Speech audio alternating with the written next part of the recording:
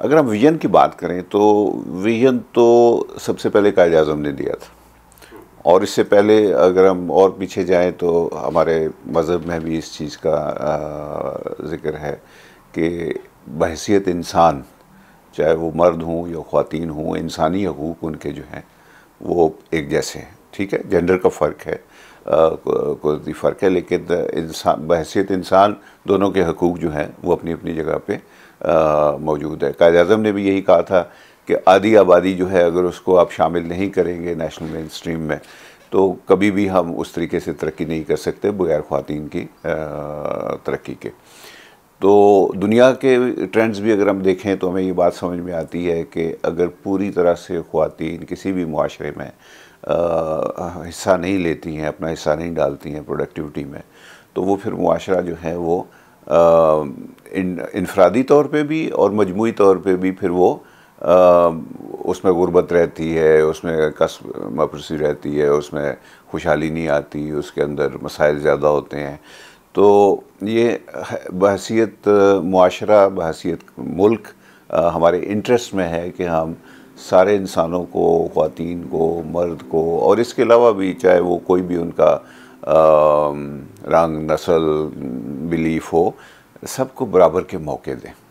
और उनको जो जो सलाहियतें उनकी हैं उनके हिसाब से आगे बढ़ने दें। तो अगर आप उनको आगे बढ़ने देंगे तो ओवरऑल मुल्क की प्रोडक्टिविटी, मुआशरे की प्रोडक्टिविटी और उसकी खुशहाली में बेहतरी आएगी, इजाफ़ा होगा। तो ये मैं तो इस चीज़ पे बिलीव करता हूँ। देखिए, सबसे तो बेहतरीन तरीका जो है वो तालीम का है। जनरली हम देखते हैं दुनिया में कि जहाँ जहाँ तालीम जो है वो उसका लेवल, एजुकेशन का लेवल ज़्यादा है, बेहतर है, वहाँ पे ख़वातीन को मौक़े भी ज़्यादा मिलते हैं।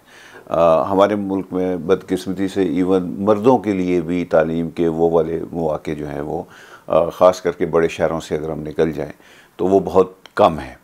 जितनी बड़ी आबादी है, हम दुनिया का 5वां बड़ा मुल्क है आबादी के लिहाज से,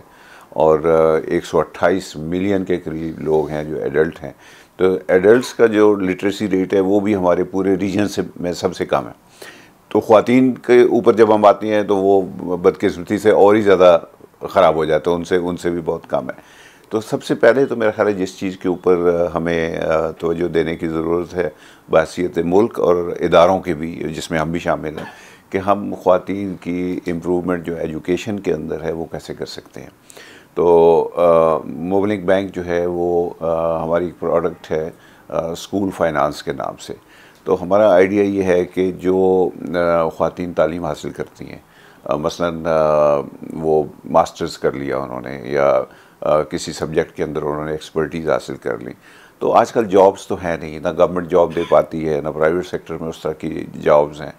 तो हम उनको छोटे छोटे कर्ज़े दे के, तो उनको जैसे गली मोहल्ला स्कूल होते हैं, अपने घर में एक छोटा सा स्कूल बना लें, अपने मोहल्ले में एक छोटा सा स्कूल बना लें, 2-3 ख़वातीन मिल के बना लें, जिससे मज़ीद बच्चियों की तालीम जो है, जो अभी पढ़ने नहीं जाती हैं या वो उनको मौक़े नहीं हैं, तो ये एजुकेशन के उनको मौक़े क्रिएट हों।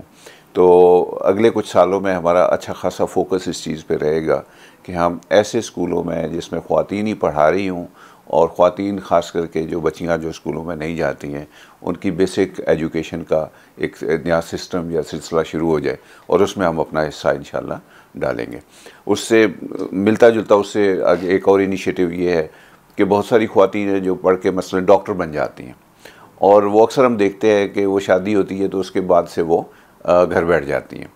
तो अगेन उनके जो गली मोहल्ले में उनके वो अगर वो क्लिनिक बनाना चाहती हैं, अपनी प्रैक्टिस शुरू करना चाहती हैं, उनकी चूँकि फैमिली की रिस्पॉन्सिबिलिटीज़ भी हैं, तो वो फुल टाइम नहीं काम कर सकती, वो शाम को 4 घंटे करना चाहती हैं या दिन को 4-6 घंटे करना चाहती हैं फुल टाइम। तो उनको फैसिलिटेट किया जाए कि वो अपने छोटे मोटे क्लिनिक्स जो हैं वो अपनी आबादियों, उन्हीं इलाकों के अंदर या करीब की आबादियों में सेटअप कर लें, जहाँ पे वो प्रोडक्टिव हो जाएं, बजाय इसके कि वो सिर्फ जो है वो अपनी एजुकेशन जो है वो ज़ाय करें और वो कुछ भी ना करें। देखिए, इस सबसे बड़ा चैलेंज जो मुझे लगता है, जो हमारे एक्सपीरियंस में है, जो ख़वातीन को फेस करना पड़ता है, वो मोबिलिटी का है। कि उनको फ़र्ज़ करें एक आदमी भी दफ्तर जाता है, वो बाइक पे चला जाता है, लेकिन हमारे यहाँ ख़वातीन में ये ट्रेंड नहीं है, बहुत सारी वजूहात की वजह से, कि वो बाइक यूज़ नहीं करती। दुनिया में बहुत से इलाकों में और कंट्रीज़ में मैं गया हूँ जहाँ पे ख़वातीन भी उसी तरह बाइक्स यूज़ करती हैं जैसे, तो एक आसान ज़रिया है सफारी इसका, और कम खर्च निस्बतन गाड़ी रखने की बजाय ख़वातीन के लिए, लेकिन कल्चरली उसका ट्रेंड नहीं है। तो मोबिलिटी उनकी, अगर उनको दफ्तर जाना है, उनका अपना बिज़नेस करना है, उनको चीज़ें लेके आनी है, और तो उनके लिए सबसे बड़ा तो आमदो-रफ्त का जो सिलसिला है उसमें उनको काफ़ी मसला दरपेश होता है। तो उसके लिए हमने एज ए इदारा ये किया है कि हमारी एक कमर्शियल व्हीकल फाइनेंसिंग, यानी अगर वो छोटा मोटा कोई काम करती हैं ख़वातीन, मसलन एक ख़वातीन हमारी ऐसी बारवर है जो गारमेंट्स का काम करती हैं और वो घरों में जाके ऑर्डर पे डिलीवरी करती हैं। तो उन्होंने हमसे एक गाड़ी फाइनेंस करवाई जो जिस पे वो अपना सामान रख के तो वो घर घर जाके वो डिलीवरी करती हैं। तो असल मसला उनको ट्रांसपोर्ट का और पहुंचने का था, तो वो ज़ाहिर है टैक्सी वैक्सी जो है वो सेफ़ भी नहीं होती, फ़ीज़िबल भी नहीं होती। तो ऐसी ख़वातीन जो काम करती हैं, कोई प्रोडक्टिव काम करती हैं, उनको अगर ट्रांसपोर्ट व्हीकल की ज़रूरत है, या इवन हमारी एक स्कीम बाइक्स की भी है, ईजी बाइक्स की, कि वो अगर बाइक लेना चाहती हैं तो वो भी हमारे बैंक की एक प्रोडक्ट है। तो मकसद ये है कि उनकी जो जनरली हमारे माशरे में ख़वातीन की आमदोरफ्त के जो मसाइल हैं या उनको डिफ़िकल्टीज़ होती हैं, उसमें हम उनको किस तरीके से हेल्प कर सकते हैं कि उसको ओवरकम करें। तो ये जो कुछ इनिशिएटिव्स हैं वो हेल्प करते हैं उनको कि वो इन बैरियर्स को तोड़ के तो वो अपना काम चलाने के लिए उनको आना जाना पड़ता है। तो सबसे बड़ा मसला मुझे लगता है कि आना जाना ख़वातीन का, अगर उनको दफ्तर जाना है या दुकान पे जाना है, या और अगर घर में सेटअप नहीं है, कहीं दूर है, तो आमदो-रफ्त का उनके लिए अच्छा खासा चैलेंज होता है। उसमें मेरा ख्याल ज़्यादा चैलेंजेस उसी वक्त आते हैं जब वो घर से निकलती हैं और वो ट्रैवल करती हैं, ऑफ़िस जाना पड़ता है, या अगर उन्होंने कोई बिज़नेस ऐसा सेटअप किया है जिसके लिए उनको गली गली मोहल्ले लोगों के पास जाना पड़ता है, तो उसमें लोग जो क्रिटिक करने वाले हैं या फंडामेंटलिज्म की आपने बात की या एक्सट्रीम व्यूज़ की, तो कुछ लोग पसंद नहीं करते कि ये ख़वातीन जो है वो क्यों घूमती फिर रही हैं घरों से बाहर और जगह जगह जा रही हैं, या वो काम जो मर्द करते हैं खाली वो क्यों कर रही हैं। तो ये इस किस्म के ख्याल रखने वाला एक तबका है। लेकिन मैं समझता हूँ आज के ज़माने में जहाँ टेक्नोलॉजी और जहाँ अवेयरनेस इतनी हो गई है, एक बहुत बड़ी अपॉर्चुनिटी और भी है, जो कि इस किस्म के जो बायसेस हैं उनसे बच के आप उस अपॉर्चुनिटीज़ को ख़वातीन इस्तेमाल कर सकती हैं। वो क्या है? वो ये है कि पहले देखें, आपको फ़र्ज़ करें एक आपको दुकान सेटअप करनी है, तो वो दुकान या तो आप घर में खोलेंगे या गली मोहल्ले में कहीं खोलेंगे, रोज़ फिर आए जाएंगे वहाँ पे, और वो महदूद बिज़नेस कर सकती है उसी एरिया के अंदर ही। उसकी जो बायर्स हैं वो छोटी मोटी ख़रीदारी कर लेंगे, तो उसका स्केल हमेशा छोटा रहता है। तो मसला यही होता है कि वो बिज़नेस सस्टेनेबल है कि नहीं। अब ये जो ई कामर्स के प्लेटफॉर्म्स आए हैं, और आप फ़र्ज़ करें कोई खातून बहुत अच्छा उसको बनाती है, कोई गारमेंट्स बनाती है, कोई कढ़ाई का काम करती हैं, कोई और क्राफ्ट्स का काम, हैंडीक्राफ्ट्स का काम करती हैं। अब वो दराज है, जैसे अगर हमारा एक प्रोग्राम है, हमने बहुत सारी ख़वातीन को हमने कोई 500 के करीब ई स्टोर्स बनवाए, तो वो कनेक्ट हो जाती हैं इस तरह के प्लेटफॉर्म से। वो पूरे मुल्क में अपना सामान बेच सकती हैं, और पूरे मुल्क में क्या बल्कि ग्लोबली बेच सकती हैं ई कामर्स के ज़रिए। तो उससे क्या हुआ है कि उनकी जो मार्केट है वो छोटी महदूद मोहल्ले की हद तक महदूद मार्केट से अब पूरी दुनिया उनकी मार्केट बन गई है।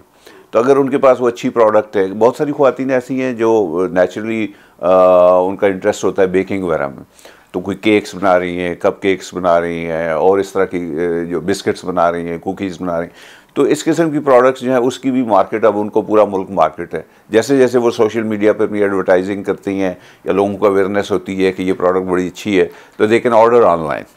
तो वो उनके जो वॉल्यूम्स हैं बिज़नेस के, जो पहले नहीं बढ़ते थे, अब वो एकदम ऑनलाइन बिजनेसेस की वजह से ग्रो करना शुरू हो गए। तो मेरे ख्याल से तो हम भी कोशिश कर रहे हैं, और बाकी सब और इदारों को, क्योंकि ज़ाहिर है कोई एक इदारा ये सारा काम नहीं कर सकता, मिल के सब ने करना है। तो बहुत बड़ी एक अपॉर्चुनिटी है घरों में जो ख़वातीन बैठ के पहले काम करती थी, क्या वो ऑनलाइन अपने बिजनेसेस सेटअप करें, और ऑनलाइन जो है वो जो प्रोडक्ट बनाती हैं, ये जो चीज़ जिसमें वो बेहतर बिज़नेस कर सकती हैं, वो पूरे मुल्क में उनकी प्रोडक्ट जा सकती है और बाहर भी जा सकती है। तो जिससे उनकी एंटरप्रेन्योरियल जो उनकी कैपेसिटी है या उनकी जो सलाहियत है वो उसका बड़ा अच्छा फ़ायदा उठा सकती है। तो उसमें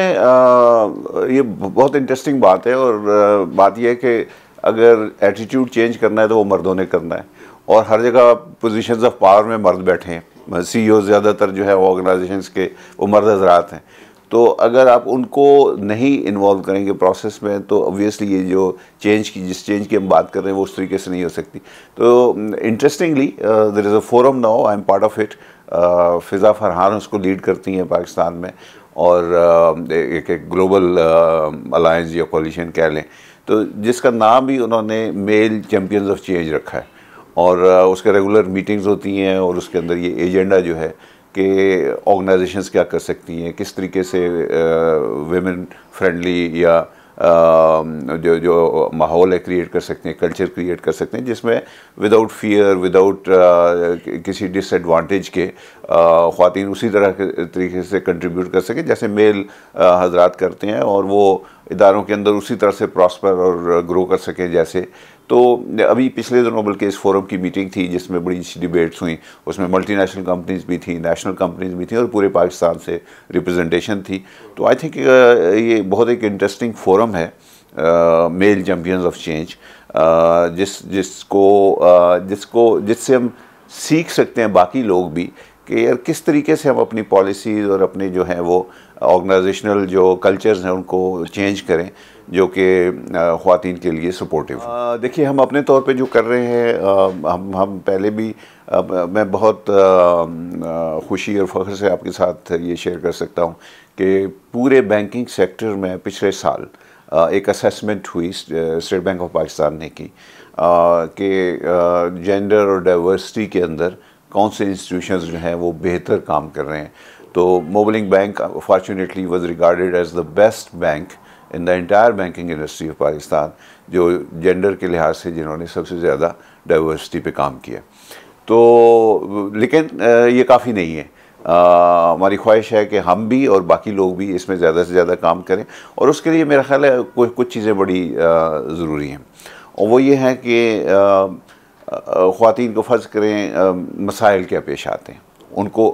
उनको एड्रेस करना ज़रूरी है। आपके ऑर्गेनाइजेशन के अंदर माहौल इतना ओपन होना चाहिए, कम्युनिकेशन इतना आसान होना चाहिए कि अगर उनको फ़र्ज़ करें कोई किसी वजह से कोई हरासमेंट, कोई किसी के और तरह का, पहली बात तो है कि माहौल ऐसा हो कि उसकी नौबत ही ना आए। और अगर इस किस्म की कोई सिचुएशन को फेस करनी पड़ती है तो वो एक नहीं बल्कि कई मल्टीपल फोरम्स को फ़ौरन वो अपनी कंप्लेंट जो है या अपना इशू शेयर कर सके, और जिसको फिर ऑर्गेनाइजेशन ने मैकेनिज़्म बनाया उसको फ़ौरन एड्रेस कर सके, ताकि वो ऐसी चीज़ें जो हैं वो कल्चर के अंदर आए ना या रहे ना। तो हमने इसी तरह किया, हमने मल्टीपल फोरम्स बना दिए हैं। अगर किसी खातून के साथ इस किस्म की सिचुएशन हो, वो एचआर को बता सकती हैं, वो लाइन मैनेजर्स को बता सकती हैं, वो सीईओ को बता सकती हैं, वो एक कंप्लायंस डिपार्टमेंट होता है बैंक्स के अंदर, उनको कंप्लेंट कर सकती हैं, इन सारों को इकट्ठी भी कर सकती हैं। और उसके अलावा हमारे जो पेरेंट कंपनी है हॉलैंड के अंदर, तो वो उनको भी भिजवा सकती हैं अपनी शिकायत, अगर फ़र्ज़ करें उनको समझती हैं कि लोकली एड्रेस नहीं हो रही हैं, तो उनको हमने मल्टीपल फोरम्स प्रोवाइड कर दिए हैं। तो बाकी लोगों को भी मेरे ख्याल यही करने की ज़रूरत है कि ख़वातीन को ये इत्मीनान होना चाहिए, तसल्ली होनी चाहिए कि अगर उनको कोई इशू आएगा तो वो ऑर्गेनाइजेशन उसको रिसेप्टिव होगी, सुनेगी, फ़ौरन एड्रेस करेगी। इसी तरह जो ख़ास जो वाक़े होते हैं, मसलन डिलीवरी है, लाइफ साइकिल के अंदर जो इवेंट्स इम्पॉर्टेंट होते हैं, तो उसमें उनको क्या प्रॉपर उनको मेडिकेयर मिल रही है, लीव प्रॉपर मिल रही है। हमने कोशिश की है अभी जो बेस्ट प्रैक्टिसेस हैं, ग्लोबल प्रैक्टिसेस हैं, कि 6 माह तक की मैटरनिटी लीव होती है। बल्कि इंटरेस्टिंगली जो फादर्स हैं उनके लिए भी 1 माह की लीव जो है वो एक जो बेस्ट प्रैक्टिसेस में है वो भी हमने अडॉप्ट किया उसको। और we keep looking at the best practices के फैमिली पूरी को कैसे सपोर्ट कर सकती हैं। एक इम्पॉर्टेंट लाइफ इवेंट है कि बच्चा आया दुनिया में, तो वो फैमिली जो है वो एक चेंज से गुजर रही होती है। तो बजाय इसके कि हम सख्ती करें और कहें कि जी आप काम पे क्यों नहीं आ रहे हैं, और ये सब हम पूरी तरह से फैसिलिटेट करें कि वो अच्छे तरीके से अपनी सिचुएशन को डील कर लें, और उसके बाद व्हेन दे कम बैक तो ज़्यादा मोटिवेशन के साथ, ज़्यादा शौक़ और उसके साथ कमिटमेंट के साथ वो लोग जो एम्प्लॉइज़ हैं वो काम करते हैं। तो इस तरह की बहुत सारी चीज़ें हैं। मसलन आज के ज़माने में फ्लेक्सी टाइमिंग्स या पार्ट टाइम वर्कर्स का जो है, अगर किसी को ज़रूरत है कि वो फुल टाइम नहीं काम करना चाहता, तो we have programs that allow people कि जी वो 4 घंटे काम कर लें, ख़ास करके ख़वातीन जो हैं। अगर किसी की सिचुएशन ऐसी है कि वो ऑफिस आज नहीं आ सकते हैं, तो हफ्ते में 1 या 2 दिन उनको वर्क फ्रॉम होम अलाउ कर देते हैं, पर्टिकुलरली अगेन विमेन, कि उनको कोई अगर दिन सूट करता है, फ्राइडे है फर्ज करें या कोई और दिन है जिस दिन वो घर से काम करना चाहती हैं, तो they are allowed to do that. तो ये बहुत सारी जो जैसे कहते हैं एक ह्यूमेन एटीट्यूड कि सारे जो हमारे एम्प्लॉइज़ हैं वो बेसिकली इंसान हैं, और अगर वो खुश होंगे, अगर उनके जो मसाइल हैं वो एड्रेस होंगे, तो वो बेहतर वर्कर और ज़्यादा कमिटमेंट के साथ जो है वो आते हैं। और अल्टीमेटली मुझे लगता है कि ऑर्गेनाइजेशंस जो हैं उनकी प्रोडक्टिविटी भी बेहतर हो जाती है, उनका मोरल बेहतर हो जाता है, उनकी ओवरऑल जो सलाहियत है वो बढ़ जाती है। देखिए ये बड़ा इंटरेस्टिंग फिनोमेना है हमारे मुल्क में कि एक तरफ हम देखते हैं कि बेतहाशा अनएम्प्लॉयमेंट, बहुत सारे जो यंग लोग हैं जब वो यूनिवर्सिटियों से कॉलेजों से निकलते हैं तो उनको जॉब्स नहीं मिलती। लेकिन दूसरी तरफ हम देखते हैं कि अगर हमें एक अच्छा एक्सपर्ट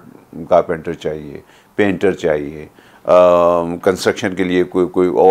वर्कर्स चाहिए, हमें कोई और टेक्निकल काम अगर हमें करवाना है या घर के अंदर कोई काम है, तो हमें सर्विस प्रोवाइडर नहीं मिलता, या वो नहीं मिलता जिसका एक्सपर्टीज़ का लेवल ऐसा हो जिसको हम प्रोफेशनल कह सकें। एमेच्योर टाइप के जो है वो ज़्यादा मिलते हैं। तो मेरे ख्याल से इस एक तो हम सब की ज़िम्मेदारी गवर्नमेंट समेत हम सब की है कि प्रोफेशनल जो लर्निंग के और जो टेक्निकल ट्रेनिंग के इंस्टीट्यूशंस हैं, शायद हमें डेवलप्ड कंट्रीज से, जर्मनी से, जापान से, एक ज़माने में ये कोलैबोरेशन था और कुछ इंस्टीट्यूशंस बने भी थे मुल्कों के तावन के साथ, स्विस टेक्नोलॉजी इंस्टीट्यूट और जर्मन टेक्नोलॉजी इंस्टीट्यूट और फलान। इस सिलसिले को बढ़ाने की ज़रूरत है कि बजाय इसके कि सिर्फ वो आर्ट्स की वो डिग्री लेके तो लोग जॉब्स ढूंढने फिरने की बजाय टेक्निकल ट्रेड्स में डिप्लोमा इंजीनियर्स हैं, स्किल सेट्स के साथ मुख्तलिफ सर्वेयर्स हैं और क्या कहते हैं कंस्ट्रक्शन के मुख्तलिफ शोबे हैं, उसके अंदर एक्सपर्टीज़ हैं। कुछ लोग ड्राइंग के सब्जेक्ट के मास्टर्स हैं, कोई जो है वो और किसी चीज़ के तो प्लम्बर्स हैं, और फिर क्राफ्ट्समैन हैं मुख्तलिफ़ किस्म। इन ट्रेड्स को प्रमोट करने की ज़रूरत है कि ये वाकई सोसाइटी की, हर सोसाइटी की नीड है, और उसके लिए अगर ट्रेंड वर्कर्स नहीं होंगे तो एक तरफ ये शॉर्टफॉल है कि हमें लोग नहीं मिलते काम के लिए, और दूसरी तरफ उस किस्म के लोग हैं जिनकी स्किल्स वो नहीं है जो कि सोसाइटी उस तरह से यूज़ कर सके। तो इस गैप को एक करने की ज़रूरत है। और वो लोग जिन्होंने फ़र्ज़ करें अब डॉक्टर्स जैसे मैंने कहा बन गए हैं या इंजीनियर्स बन गए हैं लेकिन जॉब नहीं है, तो उसके लिए यह है कि मेरा ख्याल है वो अपनी उन सलाहियतों को, डॉक्टर अगर छोटा सा क्लिनिक सेटअप करना चाहते हैं तो एज़ फाइनेंशियल इंस्टीट्यूशंस हमें उनको देखना चाहिए कि उनको क्लिनिक सेटअप करने के लिए कौन सी इक्विपमेंट ख़रीदने की ज़रूरत है, जो कि यंग डॉक्टर शायद, क्या उनको लैब की ज़रूरत है, क्या उनको डायग्नोस्टिक इक्विपमेंट की ज़रूरत है, क्या उनको कोई जो है वो एक्सरे मशीन्स उनको सेटअप करनी है, रेडियोलॉजिस्ट हैं या कोई पैथोलॉजिस्ट हैं। तो किस तरह की नीड उनकी अगर हम फाइनेंशियल सपोर्ट करें जिससे वो अपना पूरा सेटअप अपना बना लें, बजाय इसके लिए नौकरियां ढूंढें। अच्छा, जब वो अपना सेटअप बनाएंगे तो देखें डेवलपमेंट में दुनिया में 3 बड़े इश्यूज़ हैं, एक एजुकेशन का है, हेल्थ केयर का है और एक्सेस टू फाइनेंस है। तो जो डेवलप्ड कंट्रीज़ हैं उनमें से अगर आप कोई प्रोडक्टिव काम करना चाहें तो बड़ी आसानी से आपको बैंक लोन दे देता है और आप अपना कोई भी बिज़नेस सेटअप कर लेते हैं। हमारे मुल्क में मुश्किल से 10% लोग ऐसे हैं जिनको बैंकों से या फार्मल इंस्टीट्यूशन से क्रेडिट की एक्सेस है। बाकी 90% लोग बेचारे जो है वो कोशिश भी करते हैं, उनको कोई दरवाज़ा मिलता नहीं है जहाँ से फाइनेंशियल सपोर्ट हो। तो हम ये कोशिश कर रहे हैं, लेकिन हम एक इदारा है, सारे इदारों को मिलकर कोशिश करनी है कि इस किस्म के जितने लोग हैं उनके लिए अवेयरनेस क्रिएट करें और उनको बताएं कि अगर जॉब नहीं मिल रही है तो ये आपके पास अल्टरनेटिव एक रास्ता है कि आप बल्कि जॉब आप प्रोवाइड कर सकते हैं लोगों को। जब एक डॉक्टर अपना क्लिनिक सेटअप करता है तो उसको एक रिसेप्शनिस्ट भी चाहिए, उसको वो कंपाउंडर टाइप भी, असिस्टेंट भी चाहिए उसको, तो 2-3 लोगों की तो जॉब्स का वैसे ही बंदोबस्त हो जाता है। तो इनको हम ज़्यादा सपोर्ट करें ताकि वो एक तो गली मोहल्ले में वहाँ पे जाएं जहाँ पे हेल्थ केयर फैसिलिटीज़ नहीं हैं। देखें बड़े शहरों में एक रश लगा हुआ है और बड़े शहरों में बड़े हॉस्पिटल्स को वही लोग अफोर्ड कर सकते हैं जिनके पास ठीक ठाक पैसे हैं।